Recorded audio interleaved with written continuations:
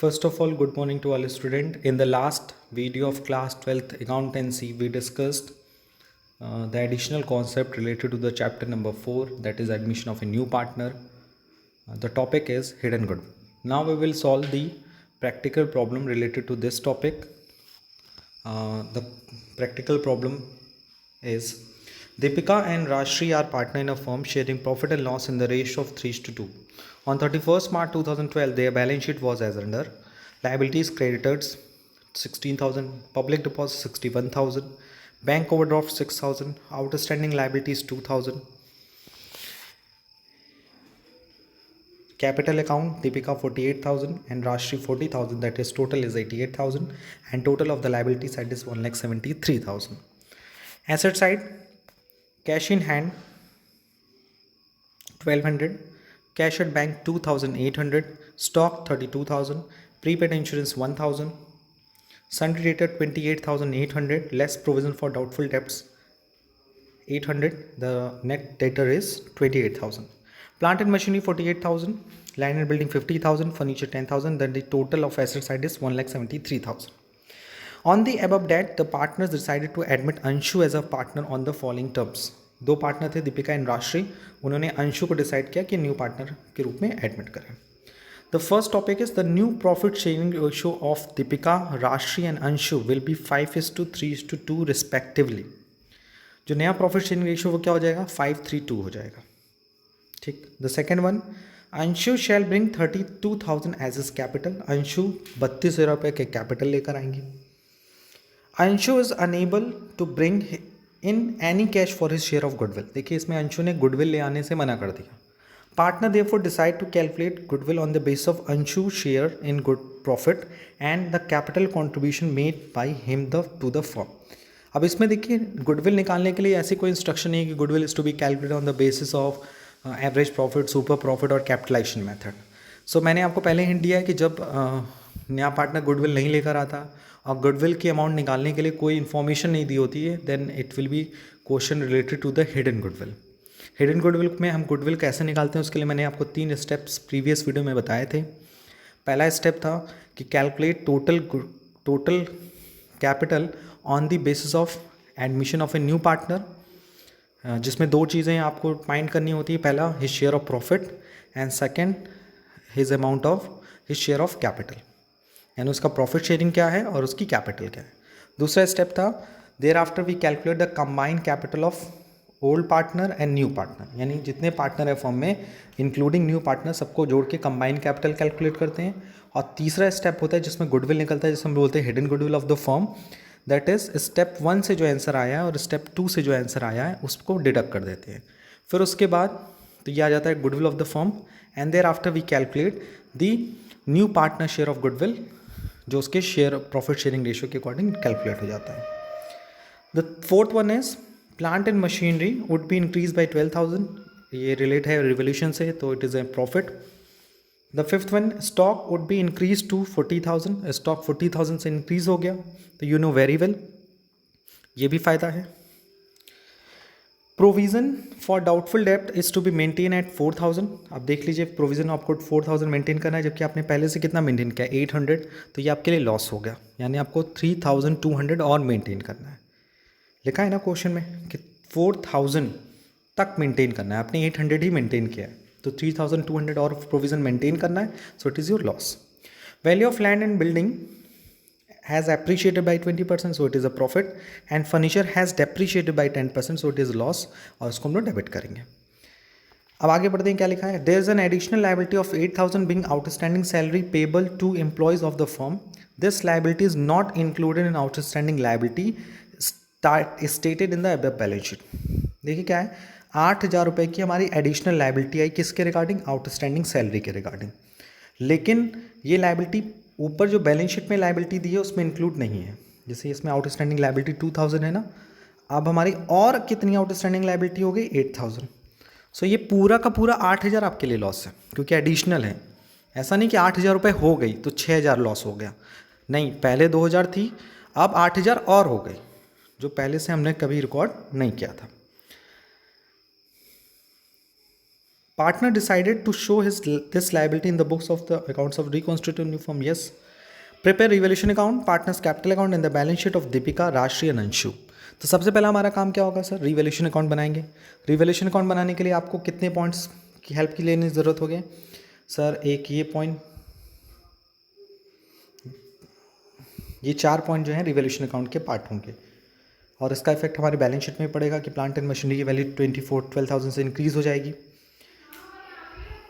सो हम लोग revaluation account जब बनाएंगे तो यू कैन सी इट कि प्लांट एंड मशीनरी फ़ायदा हुआ था, स्टॉक पे फ़ायदा हुआ था, लैंड पे हुआ था.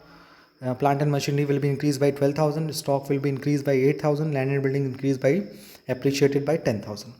There is a provision for bad debts, 4,000 तक मेंटेन करना था प्रोविज़न, बट एडिशनली हमारे पास कितना अवेलेबल था? 800.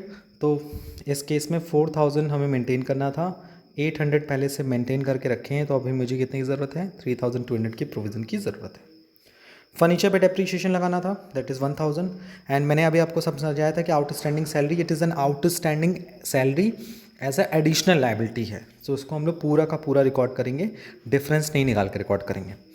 2,000 पहले से ही 8,000 और हो गई, तो ये 8,000 पूरा पूरा लॉस होगा. तो प्रॉफिट हुआ रिवैल्यूएशन पे 30,000 का और लॉस हुआ 12,200 का. तो total profit on revaluation on the assets and liability, that is 17,800, and this profit on revaluation should be distributed among old partner in their old ratio, that is 3:2. So 17,800 will be distributed among Deepika and Rashri in the old ratio, and old ratio is 3:2. Okay, तो revaluation account clear हो गया. Sir अब हमें partners capital account बनाना है. Capital account के लिए मुझे क्या ज़रूरत पड़ेगी? हिडन गुडविल की.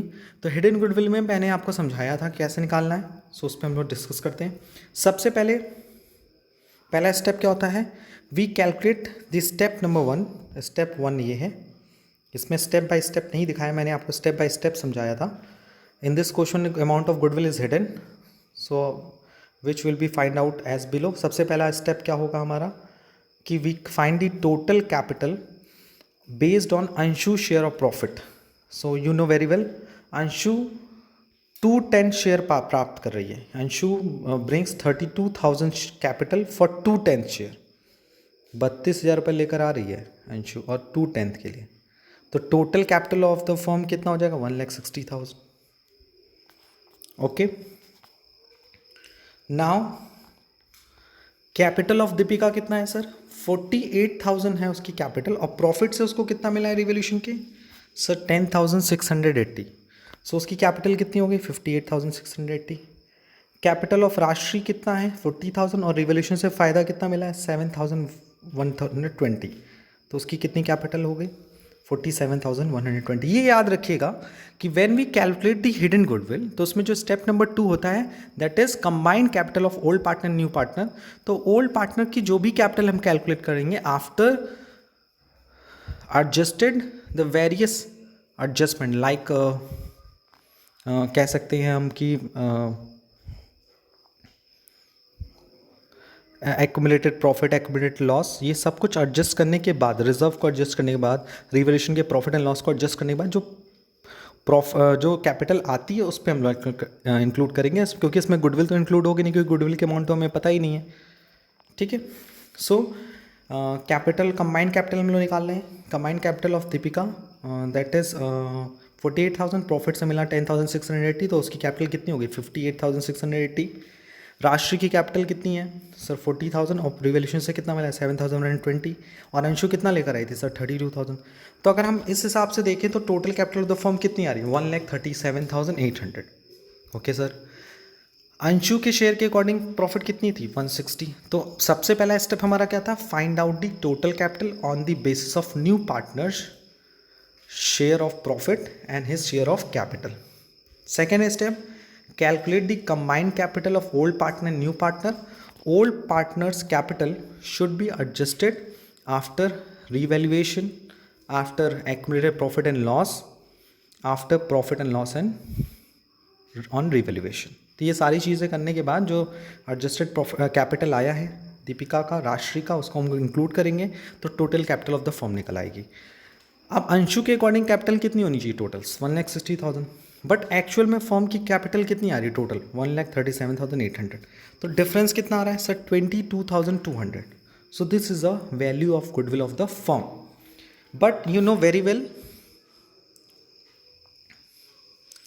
कि अंशु का शेयर कितना है 210. तो अंशु को कितना गुडविल लेकर आना चाहिए था 4,440. तो total goodwill of the firm 22,200. Step 3 and step 4 क्या है, हम new partner share of goodwill निकालेंगे. कैसे? Total goodwill multiplied his share of profit that is 210. The amount of goodwill of Anshu that is 4,440. Now you know very well कि इस question में Anshu does not bring his share of goodwill in cash. So her current account should be debited and old partners capital account should be credited in their sacrificing ratio. And what is sacrificing ratio? Sacrificing ratio भी तो हमें निकालना पड़ेगा. Okay, old ratio क्या है sir 3:2 है. New ratio क्या है 3:2 है ओल्ड रेशियो. न्यू रेशियो है 5:3:2 है. तो ओल्ड और न्यू के बेसिस पे हम सेक्रीफाइसिंग निकाल सकते हैं. Yes sir. Sacrifice made by Deepika 3/5 minus 510 that is 110. Yes. Sacrifice made by Rashri old 2/5 and new 310 that is 110. That is the sacrificing ratio is 1:1. So एकदम क्लियर हो गया कि अंशु कैपिटल गुडविल नहीं लेकर आ रही है, सिर्फ कैपिटल लेकर आ रही है. तो जितना गुडविल वो लाएगी नहीं लाएगी उसके करंट अकाउंट से डेबिट कर देंगे और उसको हम इक्वली दीपिका एंड राशि में डिस्ट्रीब्यूट कर देंगे पार्टनर्स कैपिटल में. और इसका एक दूसरा इफेक्ट भी पड़ेगा कि यू नो वेरी वेल जब नया पार्टनर गुडविल नहीं लेकर आता तो उसके करंट अकाउंट को डेबिट कर दें. उस करंट अकाउंट को हम लोग बैलेंस शीट के एसेट्स में शो कराते हैं. अब हम लोग मूव करते हैं कैपिटल अकाउंट की तरफ. ये है कैपिटल अकाउंट. सबसे पहले क्या लिखेंगे सर? सबसे पहले तो एकदम बढ़िया है, हमें पता है. सबसे पहले हम ओपनिंग बैलेंस लिखते हैं. तो first of all we write the opening balance of Deepika and Rashi that is 48,000 and 40,000. Thereafter, we write down the profit on revaluation that is 10,680 for the Deepika and Rashi 7,120 which is given in this. ये दिख रहा है. And the third one, you know, Anshu आई हैं और capital लेकर आई हैं. हाँ sir, कितना 32,000. And Anshu does not bring his share of goodwill in cash, so his current accounts debited and credited to old partner in their sacrificing ratio that is equal. सो दोनों पुरानी partner थी, उनको जो गुडविल है वो इक्वल रेशियो में मिला. 4,440 था, उसको इक्वल किया 2,220 and 2,220. Thereafter we take a balance, calculate a balance of Deepika, Rashi and Anshu. Deepika 60,900, Anshu 49,340. Sorry, राशि 49,340 एंड फॉर अंशु 32,000. सो हमने वो तो कैलकुलेट कर लिया.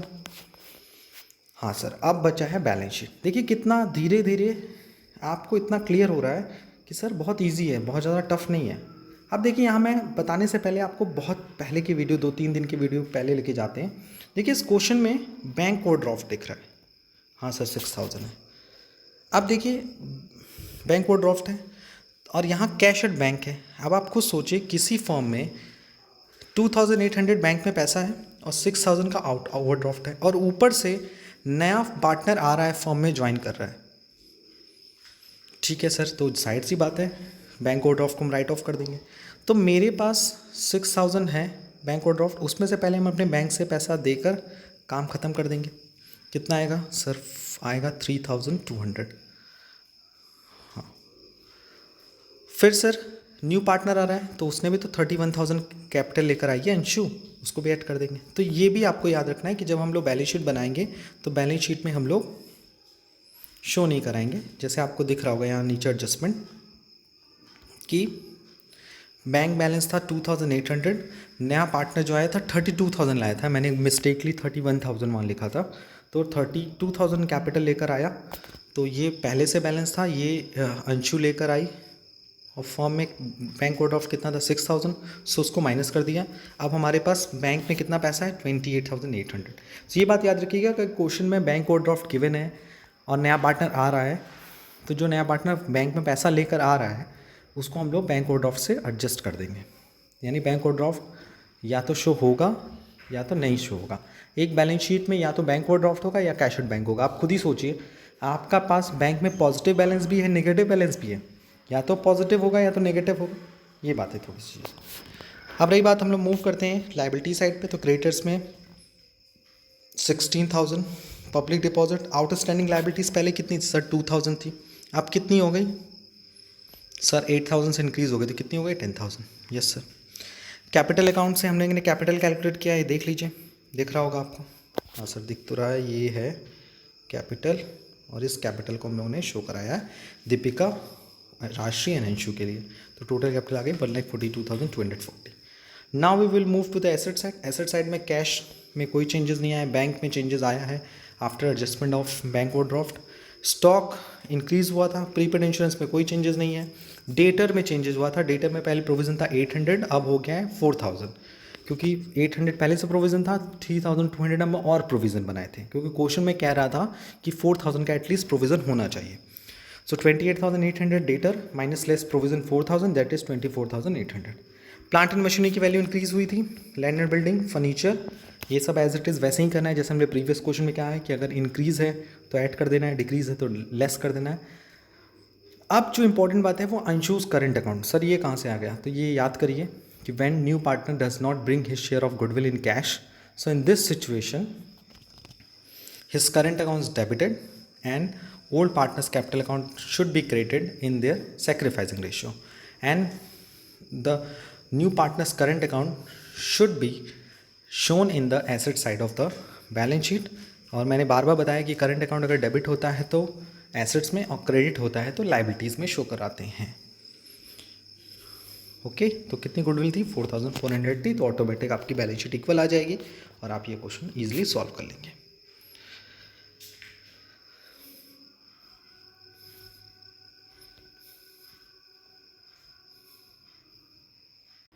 So there are basically 3 steps for calculation of hidden goodwill, जैसा हम लोगों ने अभी अभी इस क्वेश्चन को सॉल्व करते समय डिस्कस किया है।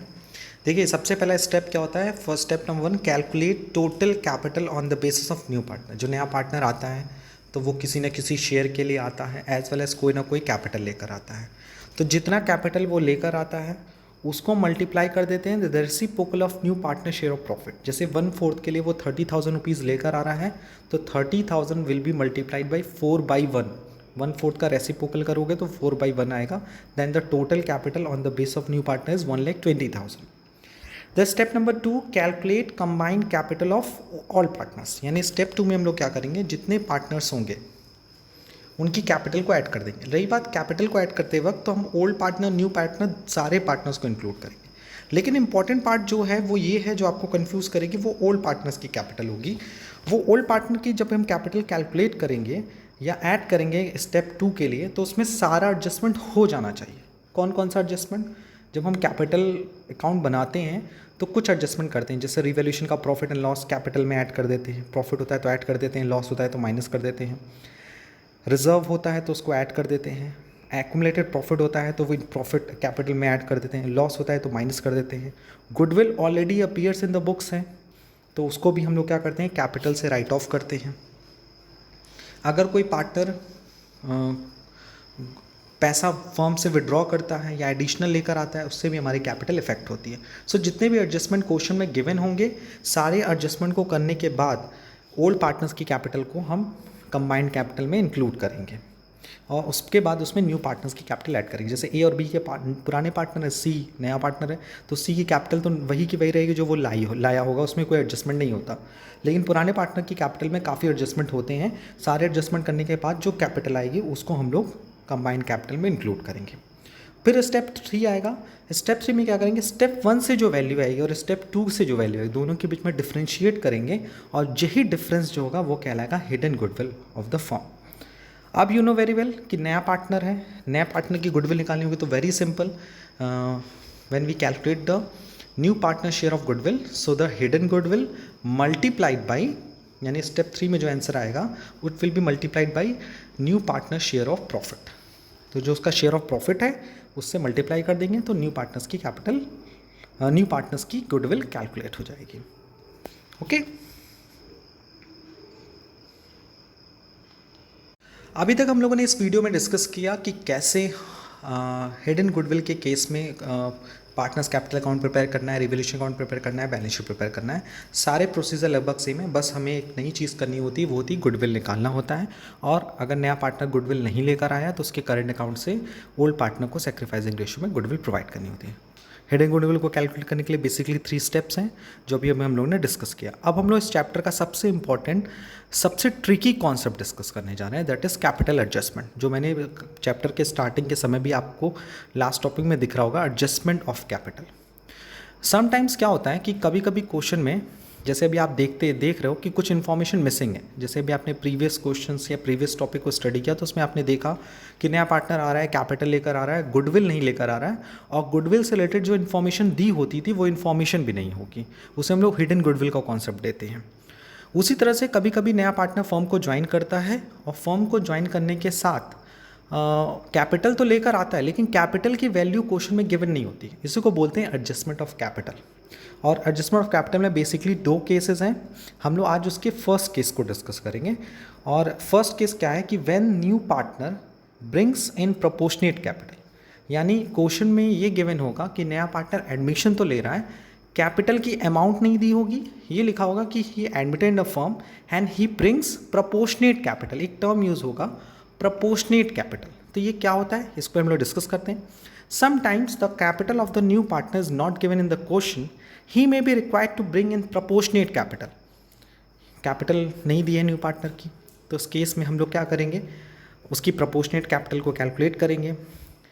इन such case the new partners capital will be calculated on the basis of old partner remaining after all adjustment and revolution. यानी कि इसमें हम लोग क्या करेंगे, ओल्ड पार्टनर्स की कैपिटल की हेल्प से, और उस कैपिटल में सारा एडजस्टमेंट और सारा रिवोल्यूशन का एडजस्टमेंट हो जाना चाहिए, ये बात आपको ध्यान रखना है। जब भी न्यू पार्टनर एडमिट होता है फर्म में और वो कैपिटल के अमाउंट क्वेश्चन में गिवन नहीं होती, बस ये लिखा होता है कि ही ब्रिंग्स प्रोपोर्शनेट कैपिटल, तो इस केस में ओल्ड पार्टनर्स की कैपिटल की हेल्प ली जाती है। और जे कैपिटल सारे एडजस्टमेंट के बाद होना है, जैसे हिडन गुडविल में हम लोग यूज़ करते थे। सारा एडजस्टमेंट का मतलब रिवोल्यूशन का प्रॉफिट एंड लॉस एडजस्ट हो जाना चाहिए, गुडविल एडजस्ट होना चाहिए, चाहे न्यू पार्टनर लाया हो या फिर ऑलरेडी बुक्स में अपीयर्ड हो। तीसरा, कोई भी एक्यूमुलेटेड प्रॉफिट एंड लॉस हो, रिजर्व्स हो, वो सारी चीज़ें एडजस्ट हो जानी चाहिए। अब इस सारे टॉपिक को हम लोग छोटे से इलस्ट्रेशन के थ्रू, छोटे से एग्जाम्पल के थ्रू समझने की कोशिश करते हैं। पहले मैं आपको इजी वे में इसको समझाऊंगा, फिर उसके बाद क्वेश्चन के सॉल्यूशन पे चला जाएगा।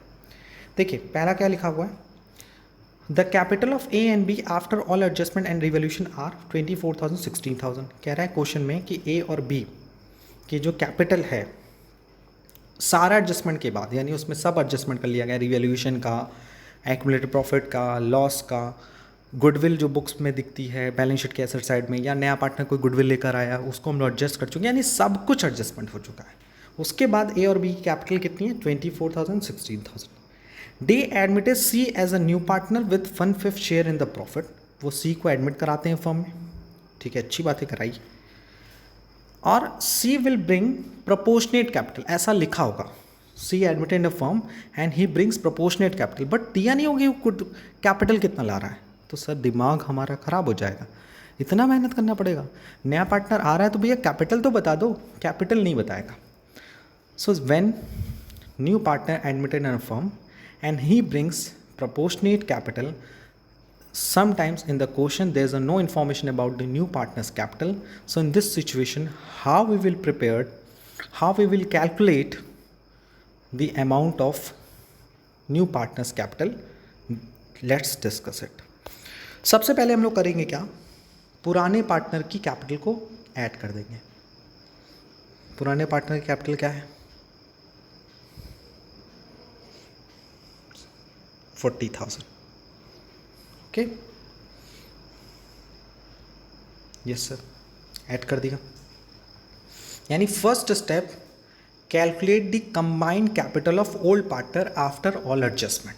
Step number 1, calculate combined capital of old partner after all adjustment. So in this question old partner की कैपिटल कितनी है, ए की है 24,000 and 60,000 after all adjustment. Step 2, calculate the remaining part of share available for old partner. इसका मतलब क्या है कि जब नया पार्टनर आ रहा है तो कितने शेयर के लिए लेकर आ रहा है, 1/5 के लिए आ रहा है। तो अब ए और बी बेचारे के लिए कितना बचा सर, बचा 4/5। तो ये निकालने को बोल रहे हैं स्टेप 2। स्टेप 1 में मैंने निकालेगा combine calculate combine capital of old partner after all adjustment. Step 2 calculate remaining share after deducting new partner share of profit. ठीक है, घटा दिया, 1/5 मिला था, दे दिया, बचा कितना है ए और बी के लिए, फिर 4/5। Thereafter we calculate total capital of firm. तो टोटल कैपिटल कैसे निकलेगा, आप खुद देख लो। 4th 5th के लिए कितना है सर, 40,000 कैपिटल है, यानी 4th 5th के लिए कैपिटल कितनी होनी चाहिए फर्म में, 40,000। तो टोटल के लिए कितना होना चाहिए सर, सिंपल है सर, 40,000 डिवाइडेड बाई 4 इंटू 5, यानी रेसिप्रोकल कर देंगे जैसे हम लोग हिडन गुडविल में करते हैं। तो कितने आ जाएगा total capital sir, it is 50,000। अब आप खुद देख लो टोटल कैपिटल कितनी होनी चाहिए, 50,000। ए बी की इस समय कैपिटल कितनी, 40,000। तो बताओ सी को कितना लाना चाहिए, 10,000। या इस 50,000 का 1/5 कर लो, सी को 1/5 लाना था ना, 50,000 का 1/5 कितना आएगा, 50,000। So total capital of the firm is 50,000 into C का कैपिटल कितना होगा, 1/5, दैट इज 10,000। ये एकदम स्टेप तरीका है। सो क्वेश्चन में कैसे सॉल्व किया गया हम इसको देख लेते हैं। Share of A and B after giving 1/5 share to C, that is 4/5। Okay, C को देने के बाद बचा 4/5। Thus, if 4/5 share of profit, the combined capital of A and B, that is 40,000. Yes, that is very good. कि 40,000 जो combined capital है और B की, वो कितने शेयर के लिए, 4/5 के लिए। So then total capital of the firm 40,000 multiplied by 4, reciprocal कर देंगे, that is 50,000. Now C's capital for 1/5 share is 50,000, 1/5, that is 10,000. So C will bring in 10,000 as his capital. तो सी को कितनी कैपिटल लेकर आनी चाहिए, 10,000। 50,000 का 1/5। या आप ऐसे भी देख सकते हो, इजी है आपके लिए, ये और ये। ए और बी की कैपिटल कितनी है, 40,000, और total capital of the firm कितनी है, 50,000। तो कितनी कैपिटल अभी और ज़रूरत है, 10,000। तो कौन लेकर आएगा, सी लेकर आएगा। सो आज की इस वीडियो में हम लोगों ने 2 पार्ट को डिस्कस किया, और दोनों ही पार्ट एग्ज़ाम में लगभग 8 मार्क्स तक में आ सकते हैं, बोर्ड एग्जामिनेशन में या प्री बोर्ड एग्जामिनेशन में। First is a hidden goodwill when new partner admitted in a firm and there is a no information about his share of goodwill. So in this situation we take a step of calculating the hidden goodwill. कैसे hidden goodwill निकालते हैं। और दूसरा important part हम लोगों ने अभी start किया, वो है कैपिटल एडजस्टमेंट ऑफ कैपिटल। इसका पहला पार्ट हम लोगों ने डिस्कस किया। पहला case, when new partner bring in proportionate capital, यानी नया पार्टनर फर्म में एंट्री लेता है, गुडविल तो लेकर आता है, कैपिटल भी लेकर आता है, या गुडविल नहीं लेकर आता है, वो डिपेंड करता है क्वेश्चन में। कैपिटल तो लेकर आएगा ही आएगा, लेकिन ये नहीं पता होता है कि कितनी कैपिटल लेकर आएगा। सो इस सिचुएशन में हम उसकी कैपिटल निकालते हैं on the base of old partners capital के बेसिस पे, ठीक है।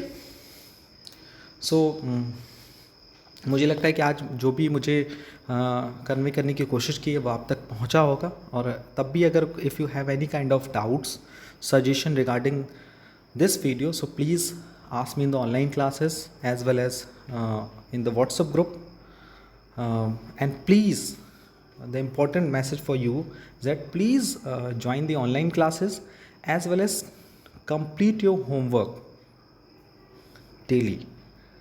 आप अपने होमवर्क कंप्लीट करिए, उसको भेजिए, क्योंकि हम इतना मेहनत करके पढ़ा रहे हैं, और अगर आप होमवर्क नहीं करेंगे तो आप प्रैक्टिस नहीं कर रहे हैं। और अकाउंटेंसी में प्रैक्टिस होना बहुत ज़रूरी है।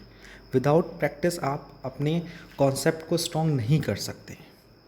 सो जो होमवर्क मिला उसको सॉल्व करिए, एज वेल एज अपनी तरफ से you can solve the practical question given your book.